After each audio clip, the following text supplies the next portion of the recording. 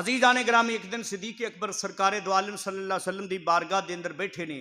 نبی پاک علیہ السلام نے اپنی انگوٹھی مبارک اتار کے نا صدیق اکبر نو دیتی. فرمایا صدیق اکبر اے لے جو نقاش کول تے انہوں کہو اے دے اتے نقش کر دے تے اتے لکھ دے لا الہ الا اللہ. اے سرکار فرمایا میری انگوٹھی تے لکھوا لیا لا الہ الا اللہ. حضرت صدیق اکبر انگوٹھی پھڑ لی تے ٹر پے. سوچتے جاندے نہیں سرکار فرمایا ہے لا الہ الا اللہ پر میں تے نال محمد الرسول اللہ بھی پڑھنا، میں تے نال محمد الرسول اللہ بھی پڑھنا. تے سرکار نے لا الہ الا اللہ ہی آکھے ہے. تو صدیق اکبر دی محبت نے گوارا نہ کیتا، نقاش نو جا کے آندے نے اے دے اتے لکھ دے لا الہ الا اللہ محمد الرسول اللہ. اس انگوٹھی دے اتے لکھ دے. عزیزان گرامی، نقاش نے ٹائم دے دیتا فلاں وقت آ کے انگوٹھی لے جائیں.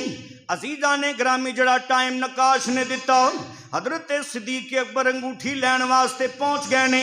جدو پہنچے انگوٹھی پکڑ لئی لے کے مصطفیٰ کریم صلی اللہ علیہ وسلم دی بارگاہ دے اندر حاضر خدمت ہو گئے نے. میرے نبی پاک علیہ السلام نو انگوٹھی پکڑائی. میرے نبی پاک علیہ السلام نے انگوٹھی نو ویکھیا تے اتے لکھیا لا الہ الا اللہ محمد الرسول اللہ.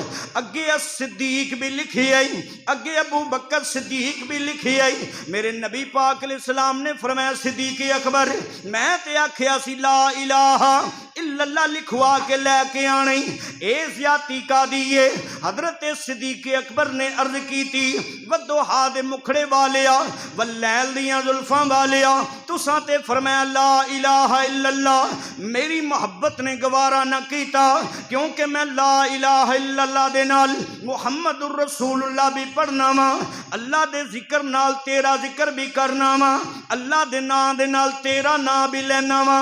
میں آکھیا جتھے رب دا نام ہوئے اوتھے محمد دا بھی نام ہونا چاہیے ہے. سونیا میرے عشق نے گوارا نہ کیتا، میں رب دے نا تو تہاڈا نا جدا کر دیاں.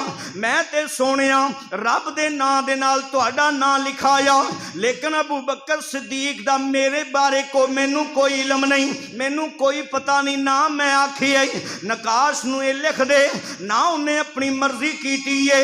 ادھروں صدیق اکبر نے جدو انی گل کیتی حضرت جبریل امین بارگاہ مصطفیٰ دے اندر حاضر خدمت ہو گئے نے. آ کے رب دا پیغام سنایا سونیا مدینے دیا تاجدارا والضحیٰ دے مکھڑے والیا تساں تے فرمایا لا الہ الا اللہ. صدیق اکبر نے اپنی مرضی دے نال محمد الرسول اللہ لکھوایا. سونیا میں رب دا پیغام لے کے آیا ہاں. میرے نبی نے فرمایا جبریل کی رب دا پیغام لے کے آئے؟ جبریل آندے نے سونیا رب دا پیغام اے وے اللہ فرماندا ہے تساں کیا لا الہ الا اللہ. صدیق دی محبت گوارا نہیں کیتا، میرے ذکر تو تیرا ذکر جدا کر دے وے، میرے نا تو تیرا نا جدا کر دے وے. سونیا جدو صدیق نے میرے نا تو تیرا نا جدا نہیں کیتا، اللہ فرماندا ہے ساڈی محبت بھی گوارا نہیں کیتا اسی اپنے نا تو صدیق دا نا جدا کر دئیے. اللہ فرمایا سونیا اے ساڈی قدرت نال لکھیا گیا ہے. رب کن کہے تے سارا کچھ ہی ہو جاندہ ہے.